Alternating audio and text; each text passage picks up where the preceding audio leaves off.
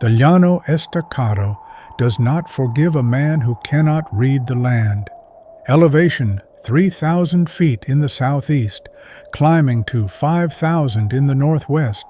The tableland tilts 10 feet for every mile, as though the earth itself is leaning towards something it cannot name. In October of 1883, the highs pushed past 77 degrees by noon. The morning sat near 42, and the wind came from the southwest, carrying alkali dust and the smell of dried buffalo grass. There were no trees, there were no rivers. There were playa lakes, shallow, seasonal, unreliable, and there was the Caprock Escarpment to the east, 300 feet of limestone cliff that separated the high plains from the red Permian country below. Spanish explorers called this place the Staked Plains because the edges of the mesa looked like the walls of a fortress. Coronado crossed it in 1541 and wrote to his king that he found no stone, no rising ground, no tree, no shrub, nothing but grass and sky swallowing each other at the horizon. Greta Lowe knew all of this because she had read it. She had read everything she could carry across 4 counties in a mule-drawn cart: agricultural almanacs, veterinary pamphlets, a water-stained copy of the Iliad, 3 volumes of Dickens, missing their covers, and a leather-bound journal she kept in her own hand. She was 27 years old, broad across the shoulders and the hips, with hands that could set a fence post and a voice that carried across open ground like a bell struck once and left to ring. She had been the school teacher in Yellowhouse Draw for 14 months, hired by the ranching families who pooled $11 a month to keep her fed and sheltered in a one-room soddie with a plank door and no glass in the windows. The children came 3 days a week when they were not needed for branding or plowing or birthing calves, and on the days they did not come, Greta read aloud to herself because silence on the Llano could make a person forget the shape of their own thoughts. She first saw Judson Crawe on a Wednesday morning in the 2nd week of October. He rode in from the northwest on a dun mare with a split ear, his hat pulled low, his posture so straight it looked like someone had driven a fence rail down his spine. He stopped 40 yards from the schoolhouse, dismounted, and stood beside his horse without moving, as though he were waiting for permission to exist in that particular square of dust.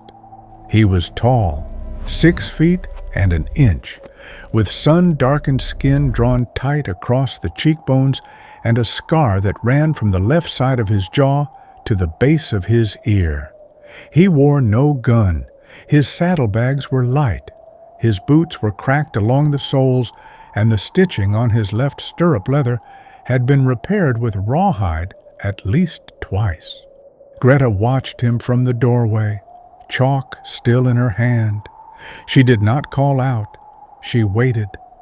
After 3 full minutes, he turned toward her and removed his hat, and she saw that his eyes were the pale gray of playa water after a late summer rain, and that his expression held the particular stillness of a man who has practiced not being noticed.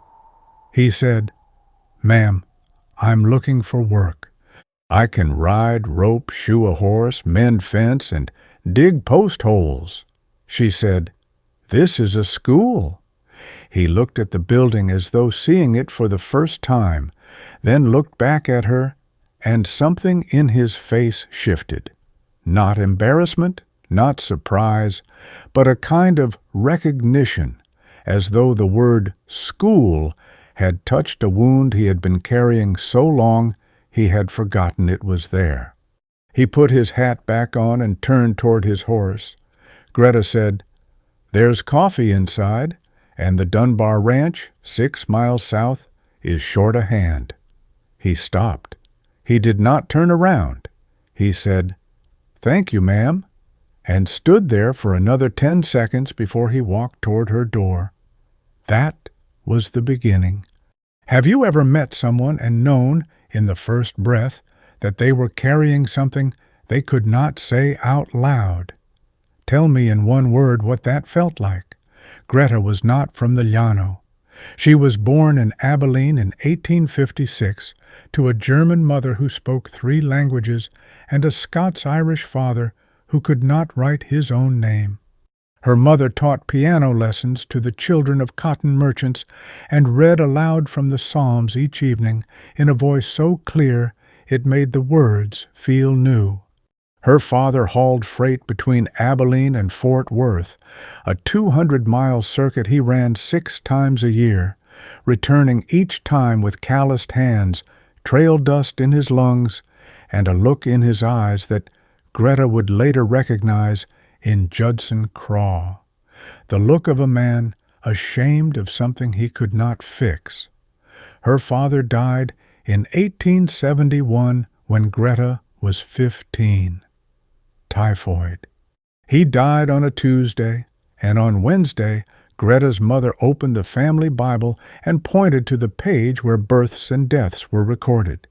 Beside her father's name in the column for literacy, her mother had written the word "no." That was all. No explanation, no apology. Just the word, small and certain, like a stone dropped into still water. Greta understood then what her father's silence at the dinner table had meant, why he turned away when her mother read aloud, why he never signed a receipt, always making his mark, an X, and looking at the floor while he did it, why he laughed too loudly at jokes he did not understand, and grew quiet when conversation turned to newspapers or letters or anything written down.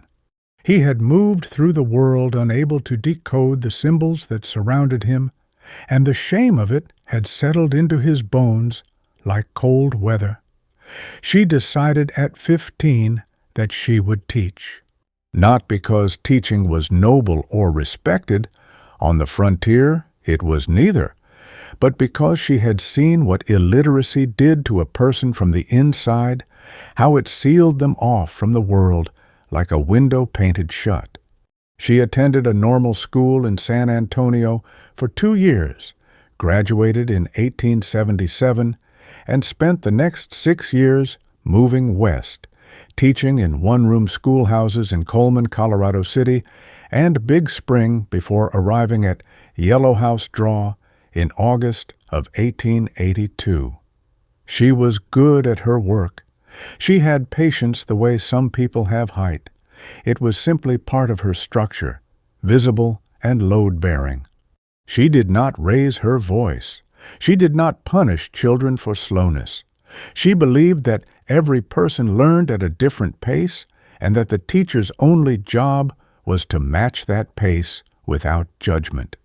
She kept a chart on the wall tracking each student's progress with colored ink, blue for reading, red for arithmetic, green for penmanship, and she updated it every Friday with the same quiet precision her mother had used to record births and deaths in the family Bible. She was also alone. Not lonely. She would have corrected anyone who said so. But alone in the way that a woman who is large and plain and educated tends to be alone on the frontier. The ranchers' wives were polite. The cowboys tipped their hats. The children loved her because she never made them feel small. But no one sat with her at the monthly dances in Lubbock, and no one rode out to the schoolhouse on Sunday afternoons to share coffee. She filled the silence with books, with her journal, with the sound of her own voice reading Tennyson to the empty room after the children had gone home. She did not feel sorry for herself. She understood her position with the same clarity she brought to arithmetic. She was useful, she was tolerated, and she was not desired. These were facts, and Greta Lowe had never been afraid of facts. Judson Crawe was 31 years old and had never read a word in his life. He had learned to hide it the way a lame horse learns to shift weight, carefully, constantly, so that the flaw becomes invisible to anyone who is not looking closely. He memorized cattle brands by shape. He counted money by feel, the weight and size of coins, the color of bills. He listened to conversations with ferocious attention and repeated phrases back so accurately that people assumed he had read them somewhere. When a foreman handed him written instructions, he would nod, fold the paper, and ride out to find someone who could read it to him without asking questions. He had developed a system of marks, notches on his saddle horn, knots in a length of cord, that allowed him to track dates, debts, and distances. It was an entire architecture of deception, built over 20 years, and it worked. It worked because Judd was smart. Not educated, education had been taken from him at age 9, when his father pulled him out of the schoolhouse in Palo Pinto County to work cattle, but intelligent in the way that survival on the Llano demanded intelligence. He could read weather by the color of the western sky. He could estimate the weight of a steer within 10 pounds by looking at its hip and rib. He could track a calf through mesquite and caliche by the depth and spacing of its hoofprints. These were forms of literacy, but they were not the kind that mattered when a man stood before a contract, a deed, or a letter from a woman he would never answer. He had worked on 11 ranches in 9 years, moving when the questions got too close, or when someone noticed that he always asked for instructions to be repeated aloud. He had been called slow. He had been called stubborn. Once, a cook on the J.A. ranch had called him stupid, and Judd had put the man on the ground with a single punch that broke 2 of his own knuckles. He had ridden out that night, knuckles swelling against the reins, and had not spoken to anyone for 4 days. The scar on his jaw was from a barbed wire accident in the spring of 1881. A strand snapped under tension and laid open his face from ear to chin. A rancher's wife in Midland had stitched it closed with sewing thread and whiskey, and when she handed him a scrap of paper with instructions for keeping the wound clean, he had stared at the words until they blurred and then folded the paper into his pocket and guessed. He arrived at Yellowhouse Draw because he had heard somewhere on the trail between Tahoka and Post that the Dunbar Ranch needed a hand. He had not planned to stop at the schoolhouse. He had not planned to meet anyone. But when Greta Lowe stood in that doorway, with chalk on her fingers, and looked at him without flinching, something in his chest cracked open, not dramatically, not with any sound, but the way ice cracks on a playa lake in late February, a single line running from one side to the other, invisible until the light hits it. He took the coffee. He rode to the Dunbar Ranch and was hired the same afternoon, and for the next 2 weeks he told himself he would not go back to the schoolhouse. He went back on the 3rd day. He came in the evening after the children had gone, when the light was low enough that anyone watching from the Dunbar Ranch would see only a rider heading west and think nothing of it. He dismounted 50 yards from the door and walked the rest of the way, leading his horse by the reins, as though approaching something he was not sure would let him get close. Greta was inside, grading slates by lamplight. She heard the footsteps and knew, without looking, that it was him. She had been expecting him, not because she was vain or presumptuous, but because she had seen the way he looked at the chalkboard that first morning. Other men looked at chalkboards the way they looked at furniture, objects in a room, unremarkable. Judd had looked at the letters the way a thirsty man looks at a creek bed that might be dry. He stood in the doorway and said nothing for a long time. She let him stand there. She did not look up from the slates. She understood that what he was about to do would cost him something, and she would not make it harder by watching. Finally, he said, "I can't read." 3 words. The air in the room changed, not the temperature, the density, as though something heavy had been set down on the floor between them. Greta put down the slate. She looked at him. She said, "I know." He blinked. His jaw tightened along the scar. "How?" "You held the coffee mug with your left hand so your right hand was free to point at the chalkboard. You traced the letters with your finger when you thought I wasn't watching. And when Tommy Dunbar read aloud from the primer last Tuesday, you turned your head to listen, and your lips moved with the words he was saying, not reading, listening, and repeating." Judd looked at the floor. The muscles in his neck were rigid. She could see the effort it took him not to leave. She said, "Sit down." He sat.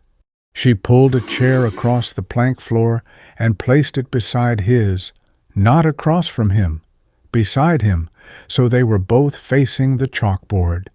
She picked up a piece of chalk and wrote a single letter on the board, the letter A. "This is the first letter," she said. "It makes 2 sounds. The first one is in your name. The A in Crawe, if you spell it the way it sounds. Say it." He said it. She wrote the letter B, then C. She did not go past C that night. 3 letters in 90 minutes. She wrote each one, said its sound, gave him a word that contained it, and had him trace the shape on the slate with his finger until the motion was automatic. She did not praise him. She did not encourage him. She taught him the way she would teach any student, with steady, measured patience and the assumption that he was capable of learning. At the end of the lesson, he stood up and put on his hat. He said, "Nobody can know." She said, "Nobody will."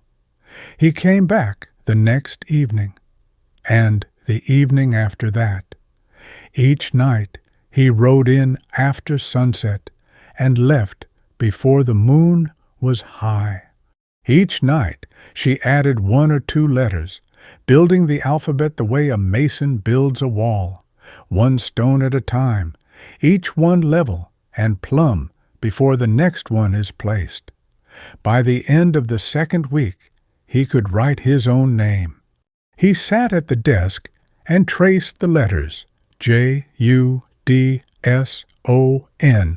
and when he was finished, he stared at the slate for a long time and then pressed his palm flat against the letters as though he were touching something alive. He did not cry, but the silence in the room had the weight and shape of a thing that could not be spoken.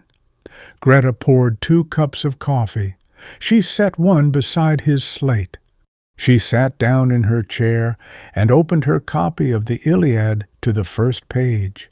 She read aloud, not for him, not at him, but into the room, the way a musician plays not for an audience, but for the sound itself. Judd sat with his coffee and his slate and listened, and for the first time in 22 years, the shame loosened its grip on his chest, not because it was gone, but because someone was sitting beside it with him, and the sitting was enough. His name was Fen Hargrove, and he arrived at Yellowhouse Draw on a Monday morning in the first week of November, riding a black gelding with a U.S. brand on its left hip. Fen was the Dunbar Ranch foreman, 44 years old, thick through the shoulders, with a voice like gravel dragged across tin. He had worked cattle in the Panhandle for 19 years and had survived 2 stampedes, a prairie fire, and a winter in 1878 that killed 1,100 head on the open range. He was not a cruel man, but he was a careful one, and careful men on the Llano paid attention to patterns.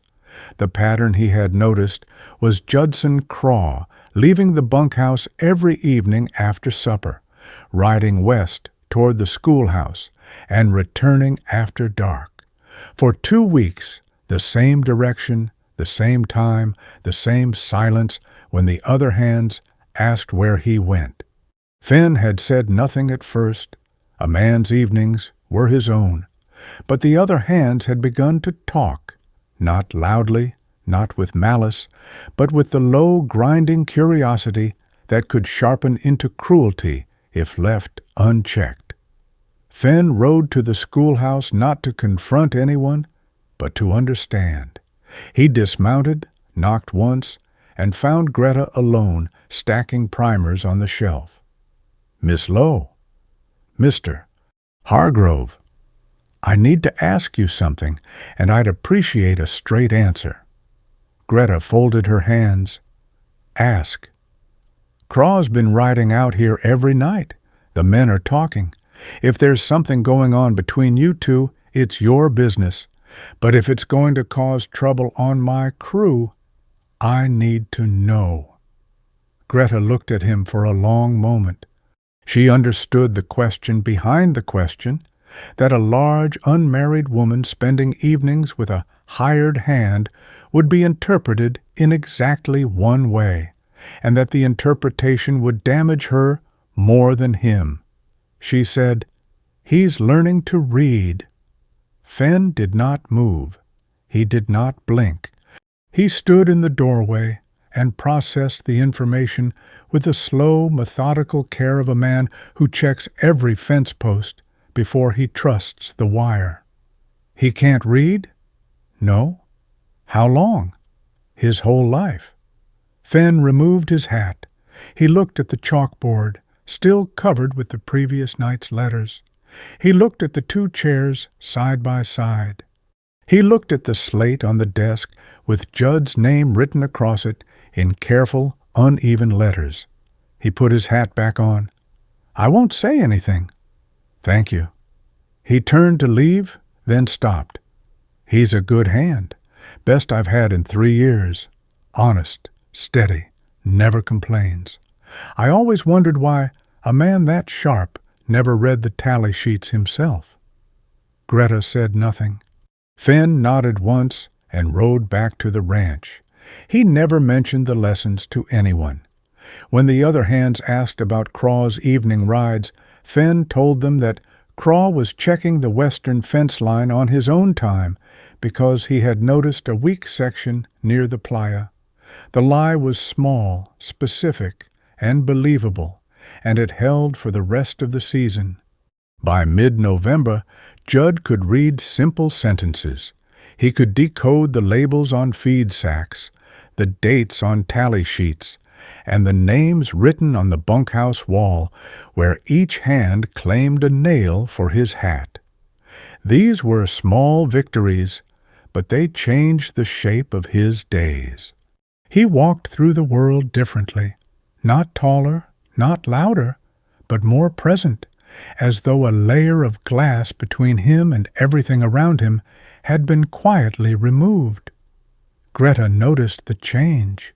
She noticed it in the way he began to read trail signs differently, checking his interpretations against written distance markers instead of relying entirely on memory.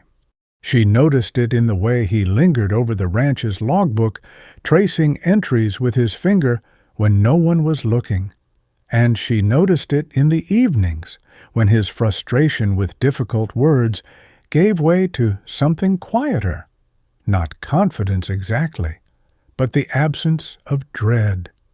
On the 23rd night, she gave him a passage from the Iliad. Not a long one, 4 lines about the sea at dawn. She wrote it on the board in her careful schoolteacher's hand and asked him to read it aloud.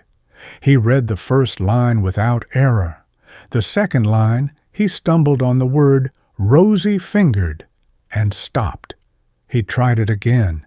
He broke it into pieces, rosy-fingered, and put them back together. His voice was low and rough, and the words came out slowly, like stones being turned over in a creek bed to see what was underneath. When he finished the 4 lines, he sat still. The lamplight moved across his face. Outside, the wind pushed against the soddie walls with the flat, constant pressure that was the Llano's only conversation. He said, "I didn't know words could do that." Greta said, "Do what?" "Make you see something that isn't there." She looked at him. He was not looking at her. He was looking at the chalkboard, at the 4 lines of ancient Greek poetry rendered in English on a frontier schoolhouse wall, and his expression was the one she had seen on her father's face in the moments when her mother read aloud: hunger and grief, and the fierce attention of a man who has been starving and has just been shown food. She said, "That's what reading is. It's someone else's seeing, given to you." He turned to her. The distance between their chairs was 14 inches. The lamplight caught the scar on his jaw, and the chalk dust on her fingers, and the 2 cups of coffee sitting on the desk, both half full, both gone cold. He said, "Thank you."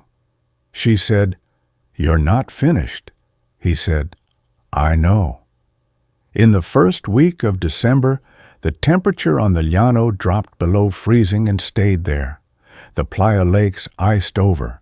The cattle bunched against the south sides of the few windbreaks the ranchers had built from stacked cedar posts and brush. The wind, which had been constant since September, died one evening without warning, and the silence that replaced it was so complete that Greta could hear the kerosene settling in the lamp from across the room. Judd arrived later than usual that night. He had been riding the northern fence line and found 2 calves dead in a draw, their legs folded beneath them, frozen in place.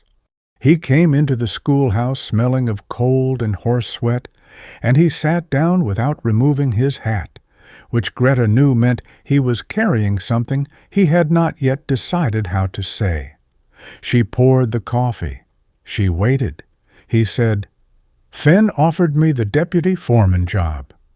Greta set the pot down. "That's good. It means keeping the books, writing the tally, reading contracts." "Yes." He looked at the chalkboard. 5 weeks of lessons covered that board. Letters, words, sentences, passages.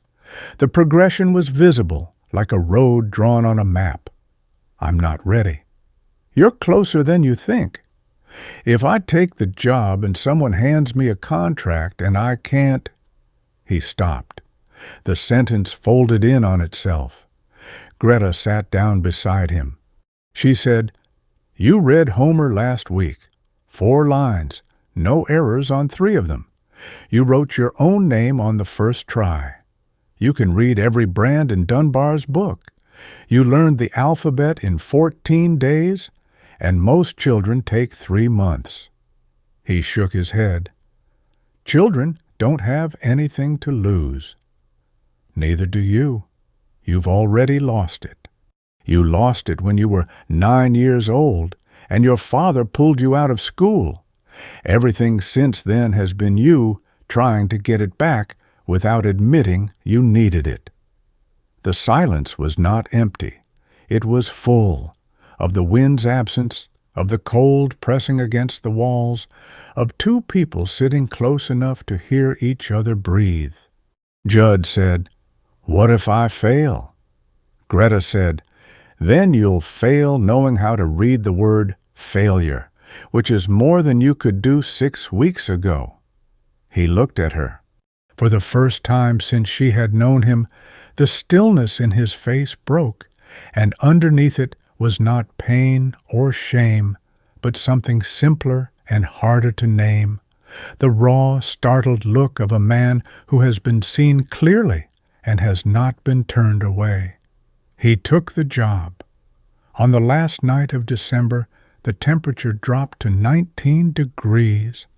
Ice crusted the inside of the schoolhouse windows. Greta wore 2 coats and kept the stove burning with mesquite roots and dried cattle chips. The lamp threw a yellow circle onto the desk where Judd sat writing. He was copying a passage, not the Iliad.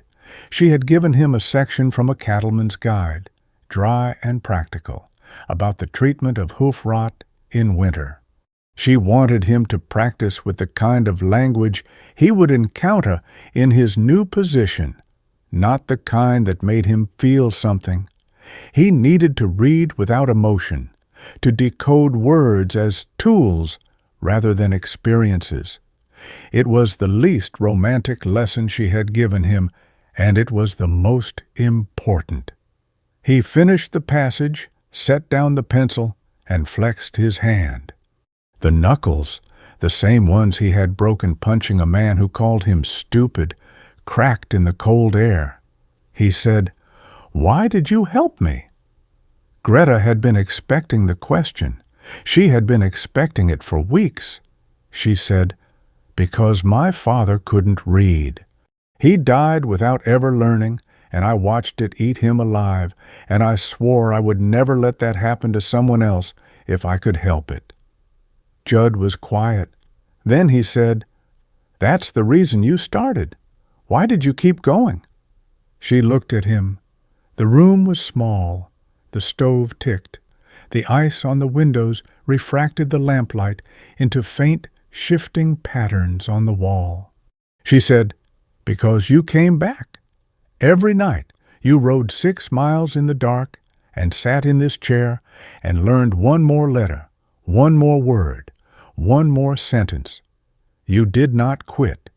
You did not make excuses. You showed up and you did the work, and that is the rarest thing I have ever seen a person do." He held her gaze. Then he reached across the desk and picked up her copy of the Iliad, the water-stained, coverless book she had carried across 4 counties, and opened it to a page he had marked with a blade of dried grass. He read aloud. Slowly, carefully, his rough voice shaping each word with the deliberate precision of a man handling something fragile. And the sea, wine-dark, stretched out before them, and the dawn came with her rosy fingers over the water. He closed the book. He set it down on the desk between them. He said, "I never had anyone sit beside me before, not like this." Not without wanting something. She said, "I don't want anything from you." He said, "I know. That's why I stay." January came to the Llano Estacado the way it always came, cold, bright, and without mercy. The highs held near 27 degrees. The lows dropped to 13. Snow dusted the caprock and melted by noon, leaving the alkali flats streaked with white lines that looked like writing on an enormous page. Judd kept the Dunbar books through the winter. His handwriting was slow, angular, and legible. He misspelled words. Received for received, separate for separate, and Greta corrected them during the evening lessons without comment. He read the tally sheets, the feed orders, the contracts with buyers from Amarillo and Fort Worth, and when a word defeated him, he circled it in pencil and brought it to the schoolhouse that night. The lessons did not stop. They shifted from letters to words, from words to sentences, from sentences to paragraphs, from paragraphs to ideas. Greta gave him Dickens. She gave him the Declaration of Independence. She gave him a railroad surveyor's report on water tables in the Panhandle and a veterinary manual on equine diseases. He read them all with the same careful, grinding determination, and when he finished each one, he set it on the desk and looked at her with an expression that said, "More." The evening lessons became something else as well. Not a romance, not a courtship, but a daily habit of proximity and trust that neither of them named and neither of them questioned. 2 chairs side by side, 2 cups of coffee, both poured at the start, both cold by the end. The Iliad open on the desk between them like a bridge built from paper and lamplight. Finn Hargrove noticed and said nothing. The ranchers' wives noticed and whispered, then stopped whispering when they saw that Greta's students were reading a full grade level ahead of the children in Lubbock. The cowboys at the Dunbar bunkhouse noticed that Judd no longer asked anyone to read aloud, and they adjusted to this change the way cowboys adjust to everything, silently, without ceremony. In March, when the first dust storms of spring rolled across the Llano and the wind picked up and the playa lakes began to fill again, Greta opened the schoolhouse door one morning and found a second chair on the porch. It was not new. It was the chair from Judd's bunkhouse, carried 6 miles on horseback, set squarely beside her own. She did not move it. She sat down in her chair and looked out across the Llano Estacado, that vast, staked, palisaded plain where there was nothing to see and everything to read. And she waited for the evening, when Judson Crawe would ride in from the west with a circled word in his pocket and a question on his lips, and they would sit side by side and open the book and begin again. They never married. They never needed to. Some bonds are not made with vows or rings or signatures on a courthouse ledger. Some bonds are made with chalk and coffee and the stubborn daily act of showing up. The book stayed open on the desk. The 2 chairs stayed side by side. And every evening in the yellow circle of lamplight, the cowboy who had memorized the world to avoid reading it sat beside the woman who had read the world to avoid being alone in it, and together they turned the page. Have you ever taught someone something that changed them? Have you ever learned something that changed you? Was there a moment when the distance between those 2 things disappeared, when the teacher and the student were the same person, sitting in the same chair, reading the same word for the first time? Tell me about it. I want to know.